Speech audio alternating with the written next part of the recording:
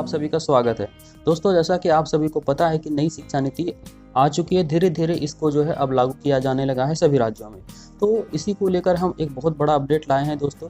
तो जो झारखंड में नई शिक्षा नीति लागू होगी उसके पहले झारखंड में 95,897 पदों को भरना पड़ेगा, जो यहाँ पे शिक्षकों के पद खाली हैं। ठीक है, अभी आपको पता है कि झारखंड में सोनी कुमारी को लेकर बहुत बड़ा मामला जो है चल रहा था और अभी वो ख़त्म नहीं हुआ है, वो अभी चल ही रहा है और उसके वजह से बहुत सारी और भी जो नियुक्तियाँ हैं वो अफेक्टेड हो गई हैं। तो दोस्तों, शिक्षकों से संबंधित हम यहाँ पे बहुत बड़ा अपडेट लाए हैं, तो पूरे मैटर को हम लोग जानेंगे। अगर आप चैनल पर फर्स्ट टाइम आए तो सब्सक्राइब कर लीजिएगा और सब्सक्राइब करके बेल आइकन दबाइएगा, क्योंकि यहाँ पे सारे अपडेट्स हम लाते रहते हैं जो भी शिक्षा से संबंधित होता है, जो आपके लिए जानना बहुत ही ज़्यादा ज़रूरी है। तो जल्दी दोस्तों चैनल को सब्सक्राइब करके बेल आइकन जरूर दबा लीजिए। तो दोस्तों चलिए आज का टॉपिक हम लोग जानते हैं। चलिए आपको बताते हैं सब कुछ बैक टू बैक।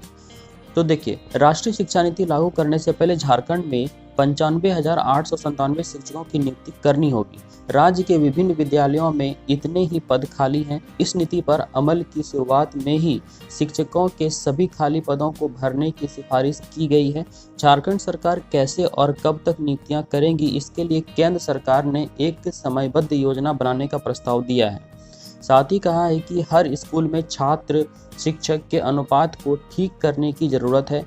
इसके तहत प्रत्येक 30 छात्र पर एक शिक्षक का होना जरूरी है। हालांकि सामाजिक और आर्थिक रूप से कमज़ोर बच्चों की अधिकता वाले क्षेत्रों में प्रत्येक 25 बच्चों पर एक शिक्षक रखने को कहा गया है। हालांकि अभी झारखंड सरकार की ओर से इस दिशा में कोई पहल नहीं की गई है। स्कूली शिक्षा एवं साक्षरता विभाग ने केंद्र से मांगी गई शिक्षकों का ब्यौरा भेज दिया है। दोस्तों, वहीं आगे बता दूं कि राज्य के 13 अनुसूचित जिलों में नियुक्तियां, हाई स्कूलों में 36,086 शिक्षकों की नौकरी पर तलवार लटकी हुई है।